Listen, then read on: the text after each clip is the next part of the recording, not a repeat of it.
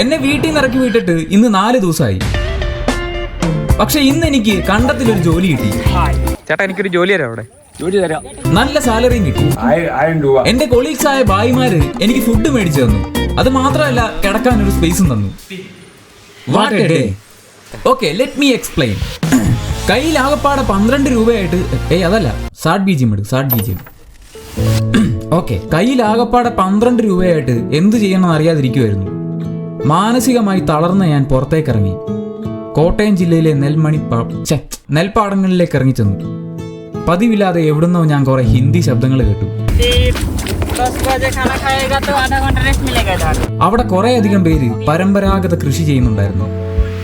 സൈഡിൽ ഒരാള് തോളിൽ തോർത്തൊക്കെ ഇട്ടിരിക്കുന്നുണ്ടായിരുന്നു. അതാണ് നമ്മുടെ മാത്യു ചേട്ടൻ, CEO കം ഓണർ ഓഫ് കണ്ടം. അങ്ങനെ പ്രതീക്ഷയോടെ ഞാൻ ചേട്ടൻ്റെ അടുത്തേക്ക് ചെന്നു. ഒരു ദിവസത്തേക്കിന് ഒരു ജോലി ചോദിച്ചു, തന്നു. ഒരു CV വേണ്ട, ഒരു റെസ്യൂമെ വേണ്ട, ഒരു ബയോഡേറ്റയും വേണ്ട. വെൽക്കം ടു വാടം. ഓക്കെ. എന്നെ വീട്ടിൽ നിന്ന് ഇറക്കി വിട്ടിട്ട് ഇന്ന് 4ാമത്തെ ദിവസമാണ്. ഞാനിന്ന് കണ്ടത്തിൽ പണിക്ക് വന്നിട്ട്.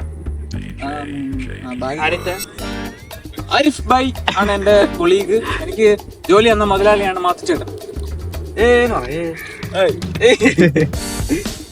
നിങ്ങളെ വഴിയെ കൂടെ അറിഞ്ഞു നടക്കേണ്ട കാര്യമില്ല. ഇവിടെ പാളില്ല, ആളെ കുറവാ. ജോലി തരാം. ഉറപ്പാണോ? ഉറപ്പാ. ഞാൻ ഷൂ ഒക്കെ ഊരിക്കൊണ്ടിരിക്കുകയാണ്. എന്തോ ആള് കിട്ടാനില്ല, പണിക്കാരെ കിട്ടാനില്ല. ശരിക്കും പറഞ്ഞാണോ? ശരിക്കും പറഞ്ഞോ? ശരിക്കും പറഞ്ഞു. ആളെ കിട്ടാനില്ലേ? നാട്ടുകാർ കിട്ടാനില്ല, ഹിന്ദിക്കാരാ പണികള്. എന്നാ ഞാൻ വരാം. ഞാൻ സർട്ടിഫൈഡ് പണിക്കാരനാണ്.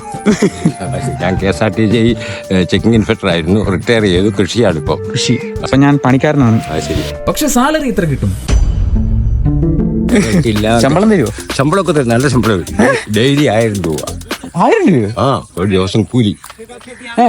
ഒരു ദിവസം പണിക്കാരില്ല, 1000 രൂപ വെച്ച് കൊടുക്കുക. 1000. ഓക്കെ, ഇത് മതി. ഇനി എന്താണ്? ഒരു ആവറേജ് IT എംപ്ലോയിക്ക് കിട്ടുന്ന സാലറിയേക്കാളും കൂടുതലാണ് എനിക്കിന്ന് കിട്ടുന്നത്. ഞാൻ എന്നാ പണിയാ ചെയ്യണ്ടേ? ഞാൻ നടിയിലോ ഏത് പണിയും, എല്ലാ പണിയും അറിയാവുന്ന പണി പണി തരാം. ഓക്കെ, ഞാൻ എഞ്ചിനീയറിംഗാ പഠിച്ചേ. ഓ, അത് ശരി. ചേട്ടന്മാരുണ്ട്. ഹായ് ചേട്ടാ. ഹലോ, പേരെന്താ? ആരിഫ്. മേരാ നാം അമൽ. ഞാനും പണി ചെയ്തോട്ടെ? ഓക്കെ. പക്ഷെ ഒരു പ്രശ്നമുണ്ട്. കണ്ടത്തിൽ ഇറങ്ങണമെങ്കിൽ ബേസിക് ആയിട്ടുള്ള ഹിന്ദി അറിയണം. ഹിന്ദിയോ? പിന്നെ ഞാൻ എന്താ ചെയ്യണ്ടേ? മേരാ നാം അമൽ. അമൽ 4 1 2 3 4. അങ്ങനെ മാത്യു ചേട്ടന്റെ ഹിന്ദി ക്രാഷ് കോഴ്സ് കഴിഞ്ഞിട്ട് ഞാൻ പണിക്കിറങ്ങി.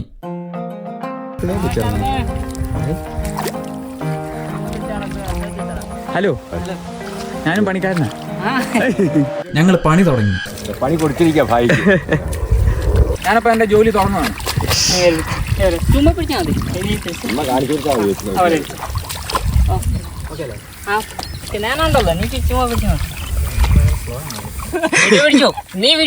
ഇവിടെ ഒരു ടെൻഷനും ഇല്ല, ഒരു സ്ട്രെസ്സും ഇല്ല. ആഹാ, എന്താ ലൈഫ്. എന്റെ പണി എങ്ങനെയുണ്ട്? നല്ല പണിയാ, സൂപ്പർ പണി. ഡെയിലി വരാവോ? വിളിയാ വരാവോ? വന്നാല് എന്നാ കൂലി തരാം. ഡെയിലി പണി തരാം. IT കമ്പനിക്കാർക്കില്ല, അടുത്ത് പണിയെടുക്കാൻ ആളില്ല. ഇത് നെല്ലുണ്ടായിട്ട് വേണം നമുക്ക് ഭക്ഷണം കഴിക്കാൻ. അതെ, ഭക്ഷണമാണ് മുഖ്യം. കൃഷിയാണ്, കൃഷി.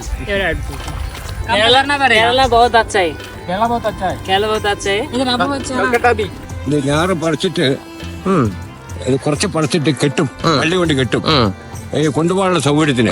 എന്നെ നടന്ന സ്ഥലത്ത് കൊണ്ട് കെട്ടായിരിക്കും. ചേട്ടൻ അവിടെ കൃഷിയെ പറ്റി ക്ലാസ് എടുത്തപ്പം തൊട്ടപ്പുറത്ത് ഒരാൾ എന്തൊക്കെയോ ചെയ്തുകൊണ്ടിരുന്നു. അങ്ങനെ ചെയ്യുന്നു. അപ്പൊ പോണ വഴിക്ക് ഞാൻ നഷ്ടപ്പെടില്ല. भैया जिंदगी कैसे हो? अच्छा है. अच्छा है ना, जिंदगी अच्छा नहीं तो कैसे चलेगा?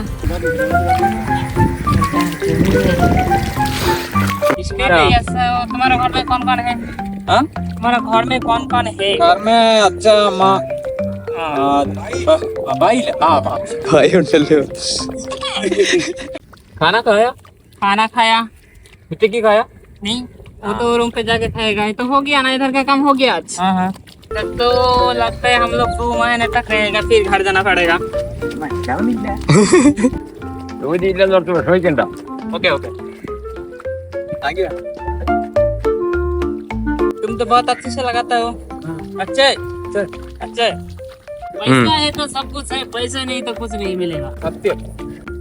ഞാൻ ഇന്നലെ കുറെ അലഞ്ഞു. എനിക്ക് മനസ്സിലായി.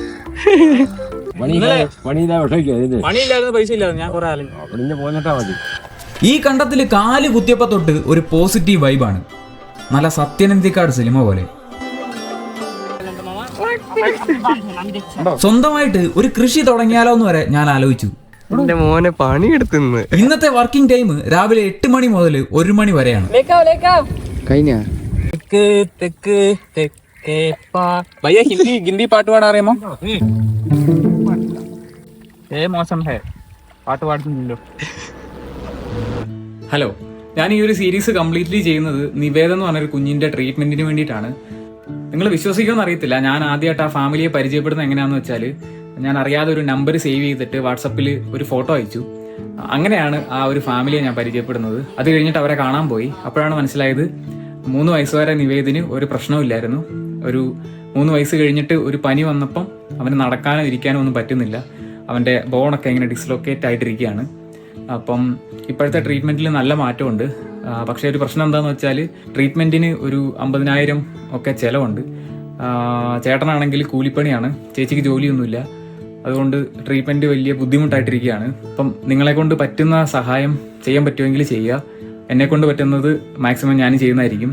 പിന്നെ ഏതെങ്കിലും ഒരു കമ്പനി ഇവരെ സ്പോൺസർ ചെയ്യുവാണെങ്കിൽ അവർക്ക് വേണ്ടിയുള്ള ലൈഫ് ടൈം ഫ്രീ പ്രൊമോഷൻ ഞാൻ ചെയ്തു കൊടുക്കാം. അതേ ഇപ്പം നമ്മളെക്കൊണ്ട് പറ്റത്തുള്ളൂ. അപ്പോൾ എല്ലാവരും സപ്പോർട്ട് ചെയ്യുമെന്ന് വിചാരിക്കുന്നു. Thank you so much. Account details ഒക്കെ ഡിസ്ക്രിപ്ഷനിലും കമൻറ്റ് ബോക്സിലും ഉണ്ട്. കർഷകന്റെ കൈ ഇങ്ങനെ ആയിരിക്കും എപ്പോഴും.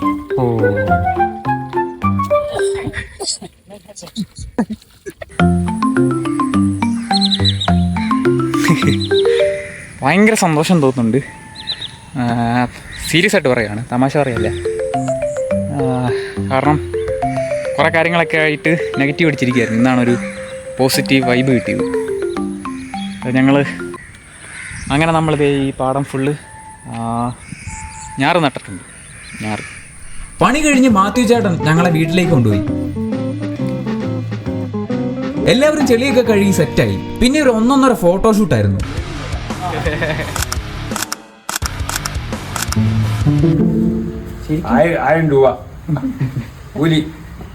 എന്റെ കൂടെ ഉണ്ടായിരുന്ന എല്ലാവരും അടിപൊളിയായിരുന്നു. കാരണം ഞാൻ ഒട്ടും പ്രതീക്ഷിക്കാത്ത കാര്യങ്ങളാണ് ഇന്ന് നടന്നത്. ശരിക്കും ഭയങ്കര സന്തോഷം തോന്നുന്നുണ്ട്. എന്താ പറയുന്നേ. അങ്ങനെ ഫോട്ടോഷൂട്ടൊക്കെ കഴിഞ്ഞപ്പം ആരിഫ് ഭായ് എന്നോടൊരു കാര്യം പറഞ്ഞു. റൂമിലേക്ക് വന്നാൽ ഉച്ചക്കത്തെ ഫുഡ് തരാമെന്ന്. പിന്നെ ഒന്നും നോക്കിയില്ല, ഞങ്ങൾ നേരെ അങ്ങോട്ട് പോയി. ഇവിടെയാണ് ഇവർ 4 പേര് താമസിക്കുന്നത്.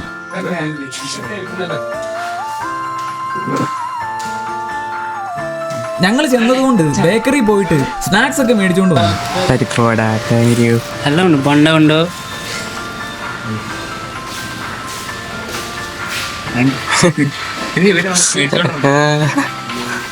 ഉച്ചയ്ക്ക് അവർ കഴിക്കുന്ന ഫുഡും തന്നു. അവിടെ എല്ലാവരും നല്ല സ്നേഹമുള്ളവരായിരുന്നു. ഈ ഒരു സീരീസിൽ ഞാൻ ഏറ്റവും കൂടുതൽ എൻജോയ് ചെയ്തത് ഇന്നാണ്.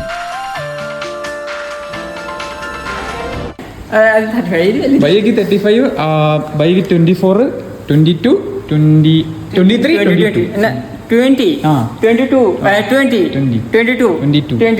23, 35, 24, 26. ഞാൻ അമ്മാവനിപ്പോ മലയാളം में भैया को अम्मावन बोलता है. അമ്മാവൻ. എന്നാ ശരി. നമ്മുടെ നാട്ടിൽ ജോലി ചെയ്യുന്ന എല്ലാ ഹിന്ദിക്കാരും ഒരുപോലല്ല. ഇതുപോലുള്ള കുറെ നല്ല മനുഷ്യരും ഉണ്ട്. ഇന്ന് എനിക്ക് കിട്ടിയ സാലറി ഞാൻ അവർക്ക് കൊടുത്തിട്ടൊന്നും അവർ മേടിച്ചില്ല.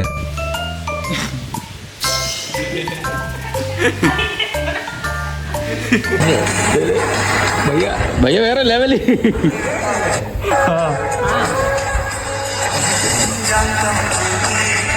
ബംഗാൾ ഇൻഫ്ലുവൻസർ ഇവിടെ ഗേൾഫ്രണ്ടിനെ കാണിച്ചുകൊണ്ട് വരുന്നുണ്ട്. ഭയ്യക്ക് ഗേൾഫ്രണ്ട് ഉണ്ട്.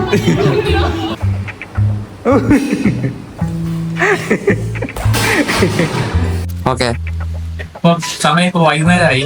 ഇന്ന് അവിടെ കിടക്കും എന്ന് ടെൻഷൻ അടിച്ചിരുന്നപ്പം ഭായിമാര് പറഞ്ഞു ഇന്ന് ഇവിടെ കിടന്നോളാം, ഇത്രയും സീസൺ. അപ്പൊ ഞങ്ങൾ ഇന്ന് കിടക്കാൻ പോകും. ആ ചായ ഇത് ചായ ഉണ്ടായിട്ടുണ്ട്.